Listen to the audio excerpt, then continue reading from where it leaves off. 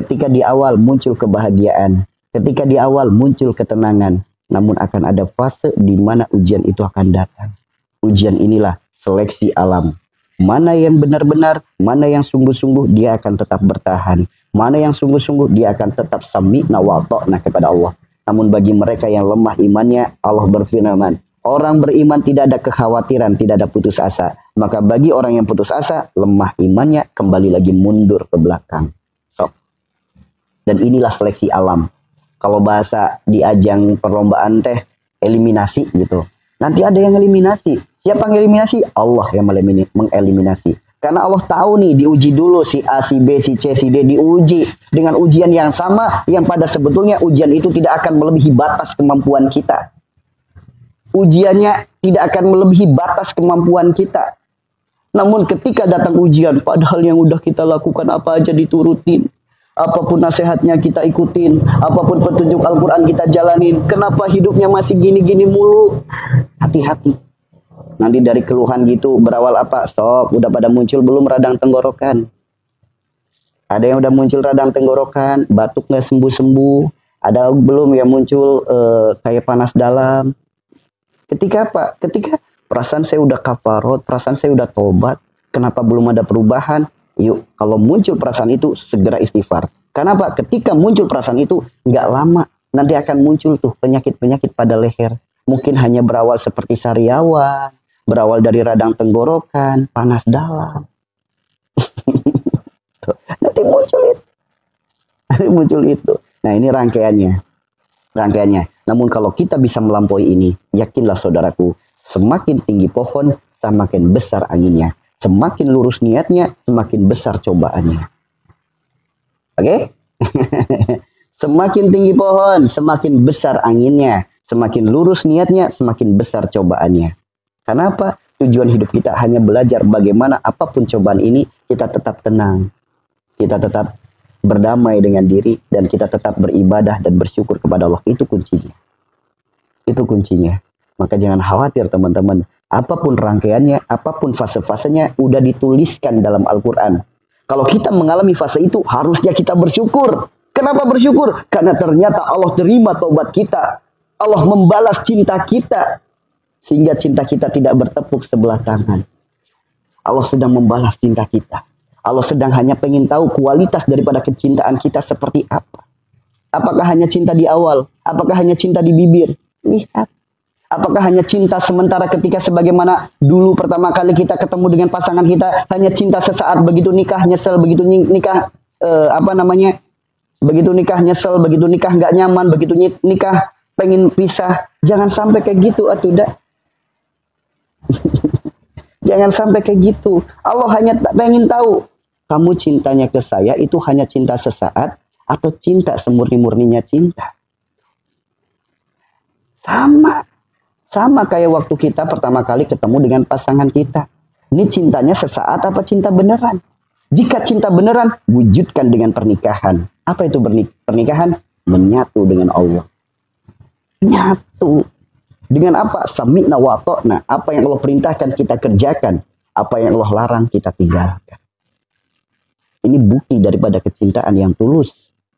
Kecintaan yang murni. Kenapa? Pecinta sejatinya berkorban, bukan menuntut pengorbanan. Yuk, kebanyakan kita selama ini apa? Menuntut kepada Allah. Ya Allah, berilah ini. Ya Allah, saya gini. Ya Allah, kenapa gini? Kebanyakan kita menuntut, bukan berkorban. Berkorban itu apa? Ketika Allah hadirkan sesuatu ujian, terimalah dengan sabar. Meskipun dari ujian itu ada sebagian kehidupan kita yang mungkin bahasanya dirugikan secara unsur duniawi. Misal Allah hadirkan sakit, mungkin secara unsur duniawi kita dalam keadaan rugi. Namun jangan sampai hal-hal seperti ini justru menjadikan kebangkrutan diri kita. Kita berkorban, gak apa-apa dunia kita saat ini terhalang sedikit gara-gara sakit, gak apa-apa, korbankan itu. Asal cintamu tidak pernah berkurang kepada hamba, ya Allah. Kita latihan ke sana. Kita latihan ke sana. Karena bukti-bukti ayat Al-Quran udah kita alami. Apa yang disampaikan, ayat Al-Quran yang disampaikan gak lama kita alami. Makanya hayu, semangat dan istiqomah, itulah kuncinya. Itulah kuncinya. Jangan pertujuan hanya melulu tentang perkara dunia. Jika tujuannya hanya perkara dunia, maka siap-siaplah Anda akan patah hati dan kecewa.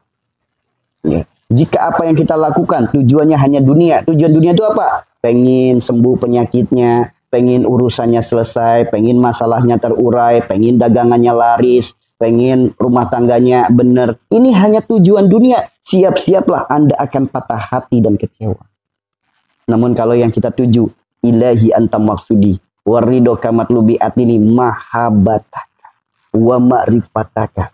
Kalau tujuannya itu, maka yakinlah ketenangan, ketentraman, kedamaian, kebahagiaan, keselamatan dunia akhirat. Sok. Ya Allah, engkaulah tujuanku. Ridomu adalah harapanku. Cintamu adalah dambaanku. Dan jadikanlah aku orang yang bermakrifat kepadamu. Beuh. Kalau itu tujuannya, dahsyat kehidupannya. Namun kalau kita melakukan ibadah, bukan Allah tujuan kita. Tujuannya hanya Pak, pengen sembuh. Tujuannya pengen apa? Pengen pohon duit. Tujuannya pengen hutang lunas. Tujuannya pengen masalah terurai. Tujuannya pengen rumah tangga rukun lagi. Tujuannya hanya melulu perkara dunia. Nggak salah. Namun Anda akan siap akan patah hati. Makanya ketika di sini inilah fase eliminasi. Mana yang tulus, mana yang sungguh-sungguh akan tetap bertahan. Namun bagi mereka yang diniatkan perkara dunia, mereka akan mundur alon-alon. Akan mundur alon-alon. Dan akan lama-kelamaan akan tersisihkan. Siapa yang menjadikan itu semua? Inilah seleksi alam. Ayo teman-teman. Tetap istiqomah dalam kebaikan. Tetap istiqomah dalam kebaikan. Ya. Istiqomah. Hal seperti ini itu dialami oleh mereka-mereka para pejalan. Mereka yang mencari cinta dan ridhonya Allah. Akan dialami. Akan mengalami semuanya. Baik teman-teman yang ada di online maupun jamaah-jamaah yang ada di sini. Mengalami semua. Di mana di awal berjumpa. Merasakan tenang. Merasakan nyaman. Merasa damai. Merasa candu. Merasa ingin lagi. Penasaran lagi.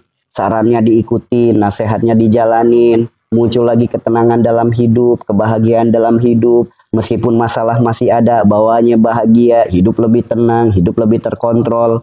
Lihat ketika Allah berfirman, jangan mengaku beriman sebelum aku uji, sebagaimana kaum-kaum sebelum kamu. Begitu datang ujian, dari mana datang ujiannya? Dari harta, dari pasangan, dari anak, dari buah-buahan. Maksudnya buah-buahan itu apa sih? Nah, buah-buahan, manfaat daripada buah itu apa? Untuk kesehatan tubuh kita, mungkin tersisihkan dengan perkara kesehatan, mungkin tersisihkan dengan perkara pekerjaan. Ini buah-buahan. So, ketika datang ujian itu, apakah masih tetap bertahan atau akan mundur alon-alon? Ya, semangat ya teman-teman ya. Semangat. Jadi, ini dikasih tahu supaya apa? Supaya apa yang kita lakukan, apa yang kita jalani, ternyata ini semua udah ditulis dalam Al-Quran. Udah ditulis dalam Al-Quran. Rangkaiannya akan seperti apa. Fase ini akan seperti apa. Nanti akan ketemu seperti apa. Itulah kenapa ada doa. Ya Allah, hamba mohon kepadamu. Karuniakanlah kepada hamba ilmu. Ilmu yang bisa menjadi cahaya. Cahaya yang menerangi jalan kami. Jalan menuju pulang kepadamu. Kenapa ada doa itu? Supaya Pak, kita senantiasa diberikan ilmu. Ilmu yang menerangi jalan kita menuju pulang kepada Allah. Kalau jalan kita gelap, apa kabar? Apakah kita akan pulang dengan selamat? Kalau jalanan kita gelap, kita nggak tahu di depan ada lubang, di depan ada jurang, di depan ada binatang buas. Kita nggak akan tahu karena Pak, jalannya gelap. Makanya minta sama Allah agar diberikan ilmu supaya ilmu menerangi jalan kita menuju pulang. Sehingga ketika nanti ketika jalan, di depan dihadirkan masalah, mungkin dengan jalan berlubang, kita udah tahu bekal ilmunya. Sehingga kita mempersiapkan itu dengan cara kita terus bertawakal kepada Allah. Kemudian ada lagi doa. Kenapa doanya? Ya Allah, karuniakanlah kepada kami ilmu. Ilmu yang bisa menjadi cahaya. Cahaya yang bisa menuntun kami menuju keselamatan, kebahagiaan dunia akhirat. So, renungi doa ini. Gambarkan kita mau menuju sebuah gunung katakanlah. Menuju gunung itu gunung yang sangat gelap, nggak ada cahaya sedikit pun. Bagaimana kita akan sampai di gunung itu? Sedangkan di gunung banyak binatang buas, banyak jurang, banyak tebing, banyak batu karang dan lain sebagainya. Tanpa cahaya emang bisa nyampe ke sana? Ketika udah punya cahaya yang terang, di depan ada binatang buas, tanpa cahaya yang menunjukkan kita, yang menuntun kita kepada keselamatan kebahagiaan, kita akan bisa saja celaka. Mungkin udah punya cahayanya, jalannya mungkin udah terang, tapi nggak punya cahaya yang menuntun menuju keselamatan kebahagiaan. Begitu datang binatang buas, boleh jadi kita diterkam. Begitu datang kesulitan, boleh jadi kita terpuruk lagi. Begitu datang ujian sakit, boleh jadi mengeluh lagi. Tuh. Namun dengan cahaya yang bisa menuntun menuju keselamatan, menuju kebahagiaan, insya Allah selamat bahagia dunia akhirat. Sehingga apa? Akan terwujud. Innalillahi wa inna ilaihi rajiun. Dari Allah kembali kepada Allah. Kembalinya nyampe enggak? Nyampe kalau jalannya benar. Nyampe kalau tahu jalannya. Kita merantau, mau pulang nggak tahu jalan, emang nyampe? Nggak nyampe. Saat ini kita sedang merantau di alam bumi. Nanti kita akan mudik pulang ke kampung halaman. Kalau nggak tahu jalannya, emang nyampe? Kalau nggak tahu ilmunya, harus naik apa, harus naik pesawat apa, harus naik angkutan apa, harus naik kereta apa. Kalau nggak punya ilmunya, emang nyampe? Nggak nyampe. Ayo, persiapkan itu semua. Persiapkan itu semua. Ya, persiapkan itu semua. Makanya semangat teman-teman. Harusnya kita bersyukur. Ternyata rangkaian taubat kita, rangkaian hijrah kita sudah dituliskan dalam Al-Quran. Apa yang akan dialami, apa yang akan dihadapi, semuanya tertulis dalam Al-Quran. Bersyukurkah kalian?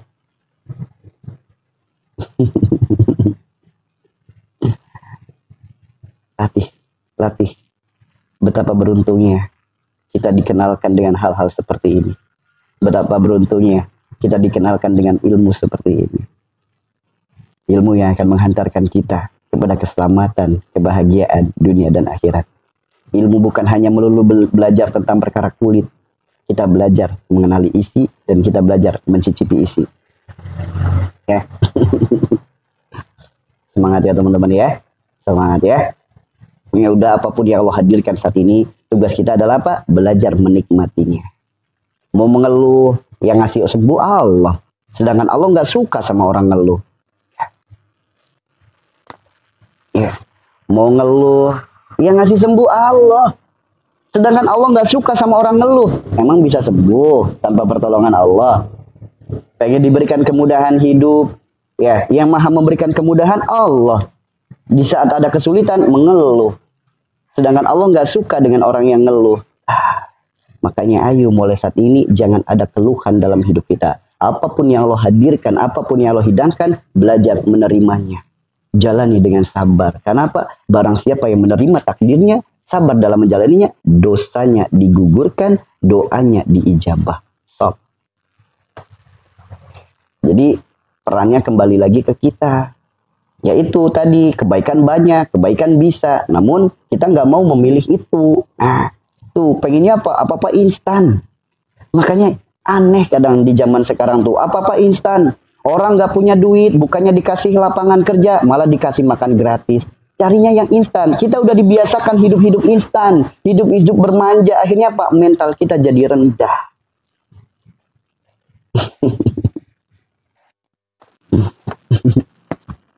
Ya, bukan ngeluh. Ke Allah itu bukan ngeluh, namun lebih kepada permintaan munajat. Lihat Al-Anbiya ayat 87-88. Semakin mengeluh, semakin ditambah kesulitan. Ya. Allah juga berfirman, Allah bersama dengan orang-orang sabar. Allah akan menambah nikmat kepada orang yang bersyukur, dan azab Allah sangat pedih kepada orang yang kufur. Mengeluh bagian daripada kufur nikmat. Ke Allah itu bukan mengeluh, namun munajat. Ya Allah. Tapi kalau kayak gini, ya Allah, kenapa hidup saya gini terus? Nah itu mengeluh sama Allah. Ya Allah, kenapa penyakit saya nggak sembuh-sembuh? Itu ngeluh sama Allah. Allah nggak suka yang kayak gitu. Namun ketika ya Allah, ampuni segala dosa penyebab penyakit hamba. Engkaulah Rob yang maha memberi kesembuhan. Hamba mohon ya Allah, bimbing hamba, karuniakanlah kesembuhan dalam hidup. Nah itu baru doa, bukan keluhan. Ya Allah, hamba sadar semua kesulitan hidup karena dosa-dosa hamba. Namun hamba yakin ya Allah, Engkau tidak akan membebani hamba melebihi batas kemampuan hamba. Namun hamba lemah ya Allah. Tanpa pertolongan-Mu hamba tidak bisa apa-apa. Maka hamba mohon ya Allah, bantulah hamba untuk melewatinya. Itu bukan mengeluh, itu permintaan. Namun kalau ya Allah, kenapa hidup gini-gini terus ya Allah? Kenapa sulit terus ya Allah? Nah itu keluhan kalau kayak gitu. Bisa bedakan? Mengeluh ke Allah atau berdoa ke Allah bisa dibedakan di sini? Contoh, ya Allah, kenapa suami hamba gitu terus? Itu keluhan. Bisa nggak dibedakan antara mengeluh? Makanya bahasa Indonesia tuh sebetulnya kosakatanya pendek ya. Jadi membedakan antara doa dan keluh kesah itu orang jadi pada bingung karena makna bahasanya itu pendek. Beda dengan bahasa Arab itu kosakatanya banyak gitu. Kalau bahasa Jawa kosakatanya banyak teman-teman. Mungkin bahasa daerah kita juga kosakatanya banyak. Namun kalau sudah disatukan dengan satu bahasa yaitu bahasa Indonesia, terkadang kosakata itu jadi sempit. Kadang kosakata jadi sempit. Tuh. Contoh, jika di Jawa satu butir nasi namanya upa. Ya kan? Di barat namanya rice, nasi. Nasi beras yang sudah dipatah namanya menir kalau di Jawa. Di di barat namanya rice. Tetap sama namanya. Nasi yang dibungkus daun namanya lontong. Di sini namanya rice tetap aja. Nasi dibungkus dengan plastik, dibungkus dengan pakai janur, daun kelapa, namanya apa? Ketupat. Di sana namanya sama aja, rice. Tuh. Jadi kalau di bahasa daerah kita, satu bahasa, satu bentuk, banyak bahasanya.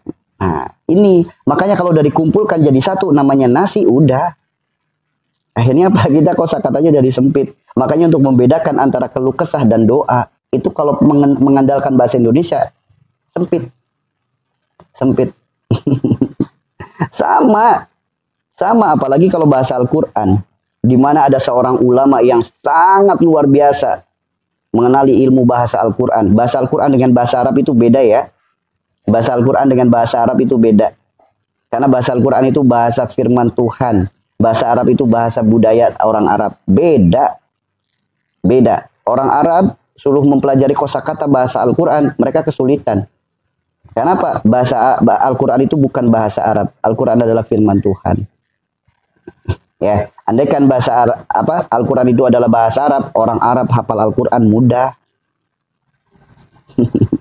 Begitupun sama tentang makna daripada bahasa. Di sini penyair di sini luas maknanya. Bukan hanya melulu tentang pemusik, namun di saat ada ulama hebat menyampaikan musik bagian daripada syair, wah dihujat. Padahal apa? Yang menghujat baru belajar Iqra misal. Apalagi yang ikut-ikutan, boro-boro udah belajar, boro-boro apal 30 juz 30 aja masih belepotan, tapi udah berani menyalahkan ulama yang sangat hebat. Berani menghinakan ulama yang sangat hebat. Nauzubillah, jangan ikut-ikutan kayak gitu ya. Jangan ikut-ikutan kayak gitu. Ya. Tuh, makanya ini mengeluh ke Allah juga, Allah nggak suka dikeluhin. Nggak suka. Namun kalau doa kepada Allah, nah itu baru Allah suka. Ya, mengeluh kalau contoh kayak tadi, ya Allah, kenapa engkau karuniakan sakit ini ya Allah? Kenapa sakit ini belum sembuh-sembuh? Kenapa sakit ini belum sembuh-sembuh? Ya Allah, dosa apa sehingga engkau berikan hamba ujian ini? Itu keluhan namanya. Meskipun seakan-akan lagi doa sama Allah, namun itu bahasa keluhan. Allah nggak suka yang kayak gitu. Beda. Bahasa Arab dan bahasa Al-Quran itu beda. Beda. Karena Al-Quran itu bukan bahasa Arab. Al-Quran adalah firman Tuhan. Beda. Tuh, makanya yuk mulai saat ini segala bentuk keluh kesah eliminasi yuk pelan-pelan. Yang tadinya kalau sakit, aduh, yuk sekarang diganti.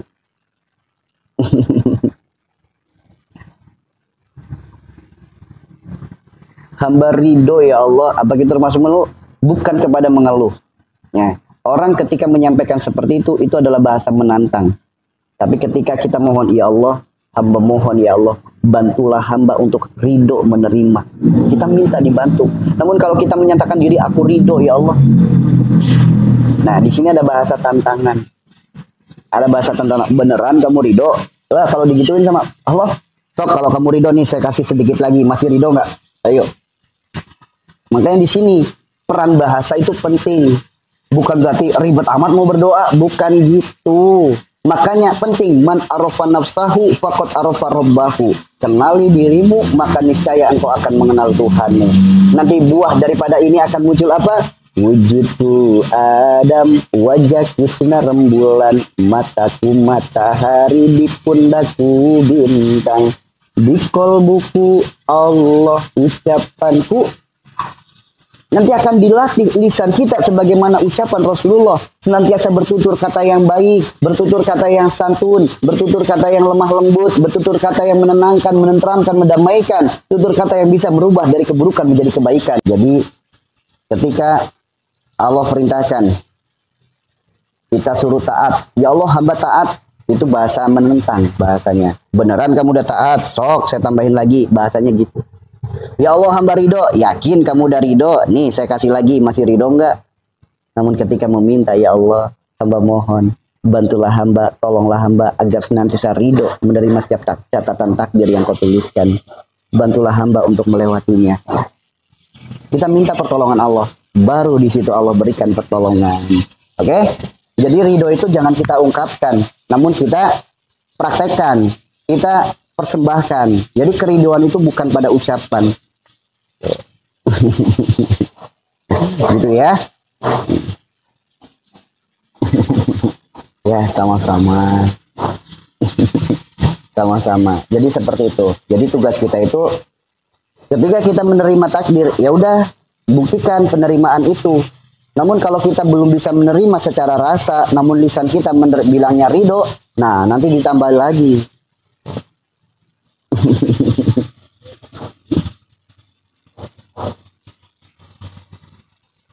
Saya sakit batu empedu dan kata dokter harus dioperasi. Terapinya gimana biar sembuh? Terapinya puasa.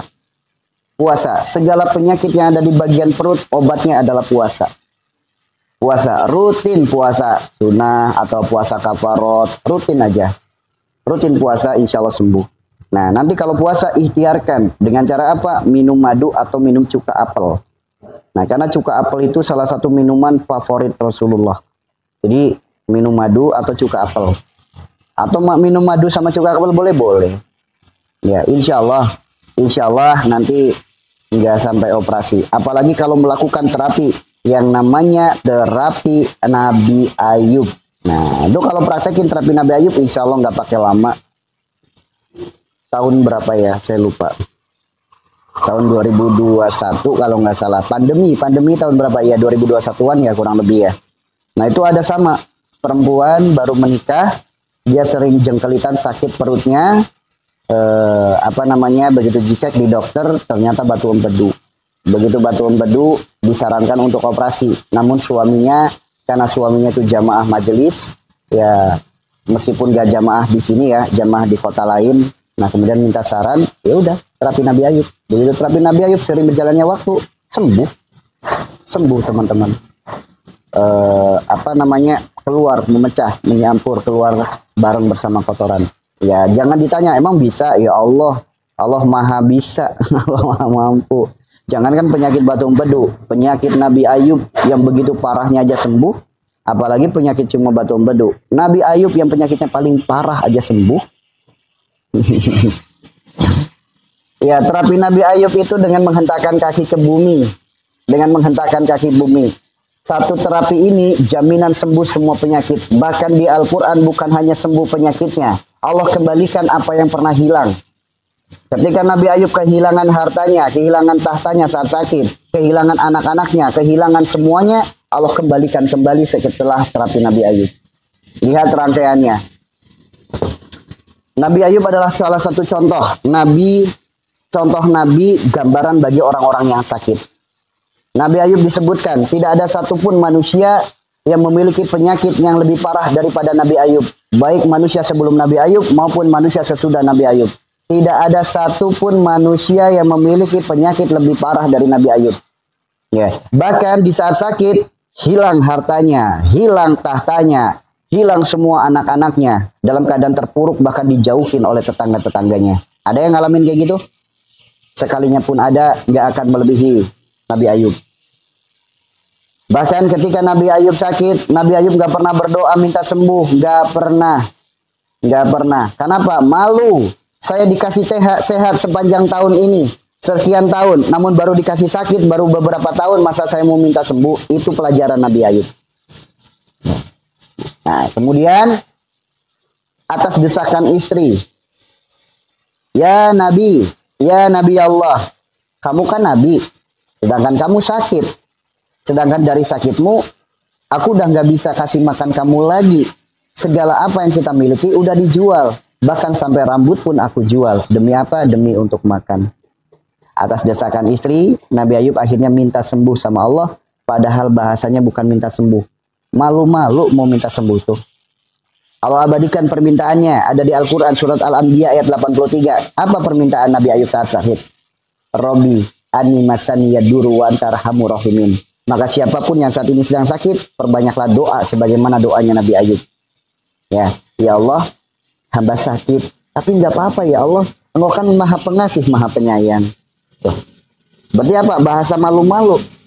Berarti kalau kita mau minta doa, mohon sama Allah dengan kesungguhan. Ya Allah, hamba sakit, hamba mohon ya Allah, karuniakanlah hamba sembuh, karuniakan hamba sehat, sehat yang menjadikan semangat untuk ibadah, sehat yang menjadikan pribadi hamba semakin baik. Sok mintanya kayak gitu, insya Allah dikasih. Namun kalau mintanya, ya Allah, hamba sakit, gimana pekerjaan saya, hamba sakit, gimana anak saya. Nah, kalau mintanya kayak gitu, sok. Emang dengan kamu meninggal, anak kamu nggak dikasih rizki? Kalau digituin gimana? Makanya kalau minta sembuh, ya Allah, hamba sakit, hamba mohon ya Allah, karuniakan kepada hamba sembuh yang berkah, sembuh yang menjadikan hamba semakin taat, sembuh yang menjadikan hamba semakin baik, sembuh yang menjadikan hamba semakin manfaat. Gitu ya. Barakallah Bunda Era. Doanya di bawah zikir, bisakah? Boleh, silakan. Silakan. Namun satu ya, meskipun doa ini adalah doa Nabi, doa ini diabadikan dalam Al-Quran. Berarti apa? Memiliki kualitas yang luar biasa. Ibarat kado itu bungkusnya luar biasa. Namun jangan hanya melulu kita berdoa sedangkan gak ada isinya, maka sama saja kita mempersembahkan kado tanpa isi. Bungkusnya bagus, tapi kalau gak ada isinya. Makanya jangan hanya sebatas dizikirkan. Pahami, renungkan. Ya Allah, hamba mohon kepadamu ya Allah. Hamba sakit, hamba akui semua penyakit hamba dikarenakan karena dosa-dosa hamba. Engkau Rabb yang maha menyembuhkan. Hamba mohon karuniakanlah hamba sembuh. Dengan sembuh yang berkah. Sembuh yang diiringi dengan keimanan dan ketaatan hamba kepadamu. Sembuh yang menjadikan pribadi dan ibadah hamba semakin baik kepadamu. Kalau mintanya kayak gitu, insya Allah teman-teman. Insya Allah. Ya, itu seperti itu ya. Nah, ketika Nabi Ayub berdoa, Rabbi ani masani yaduru wa antarhamur rahimin. Kemudian apa? Allah perintahkan. Perintahkan untuk apa? Untuk menggugurkan janji dan sumpahnya dulu.